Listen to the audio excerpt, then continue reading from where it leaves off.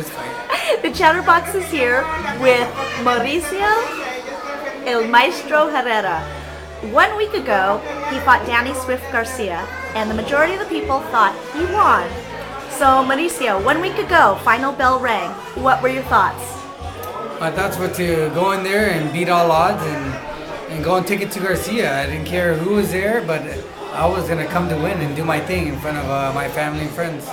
Well, I know you brought a few family and friends with you, but in Puerto Rico, the masses were for Danny Garcia. How did you feel about that, walking into the large stadium?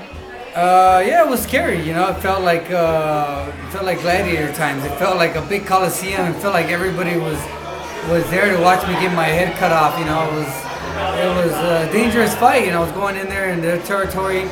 You know, going with Danny Garcia, who everybody in their homecoming party and for Puerto Rico.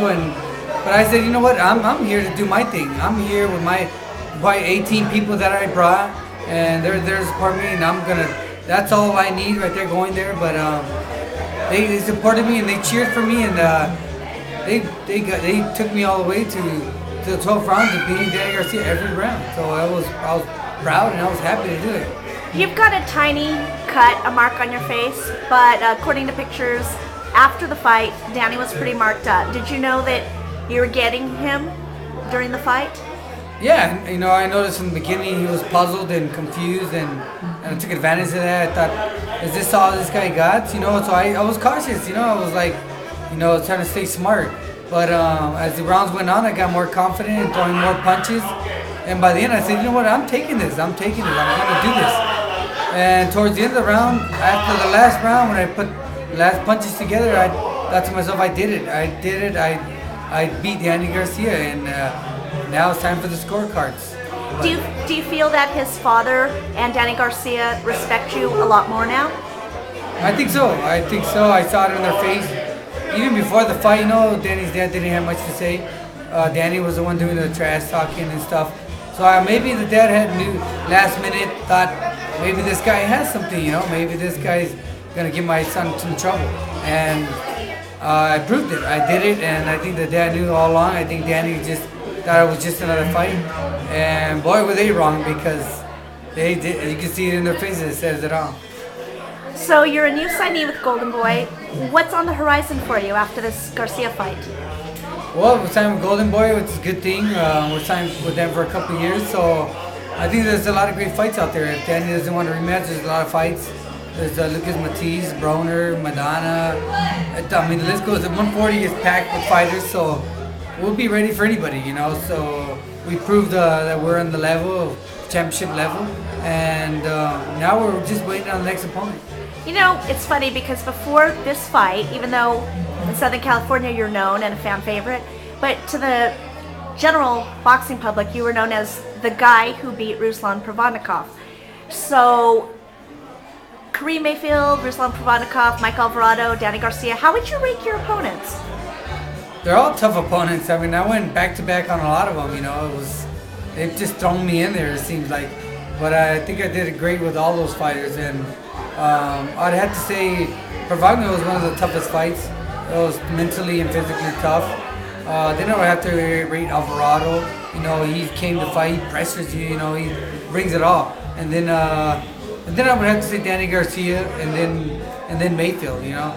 But all four of them have different styles, and they're all tough opponents. So you mix and match all of them with anybody, and it'll be different outcomes. So obviously you were the underdog going into this fight. I mean, it's Danny Garcia, Puerto Rico. What do you think made the difference? Your training, you're mentally tough, just beating the odds, Danny's performance. What would you say? I would say all of that. You know, I was 8 weeks they gave us for this fight, and we took advantage of the 8 weeks. We knew it was a world title fight. We took it seriously. We knew it was life changing, and we went hard. We trained our asses off in training camp, and all I needed was an opportunity, and we took advantage of it. We really trained hard, got in condition. I knew that my style would do the trick. It was just staying in shape. So you were the underdog, and also you might have been underestimated, and you got a late start in boxing. Do you feel now you've proved any critics wrong? Yeah, I think I proved everybody wrong. I mean, there was people that were giving me no chance in this. There was Twitter guys that were just on me, and I can't find those guys now. I'm looking for them.